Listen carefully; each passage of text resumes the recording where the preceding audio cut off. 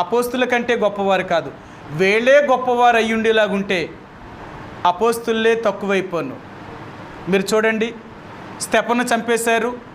Philip కానీ, ప్రొకోరస్ కానీ, పరిమనాస్ కానీ మిగిలిన 7గురిలో 6గురు చెదిరిపోయారు. వీళ్ళు ఎక్కడికి చెదిరిపోయినా వెళ్ళిన చోటల్లా సంఘాలను బలపరిచి సువార్తను ప్రకటించి సంఘాలను కట్టిన తర్వాత వాళ్ళు బాప్తీసాలు ఇచ్చినప్పటికీ కూడా పరిశుద్ధాత్మ వారి మీదకి దిగి రాలేదు.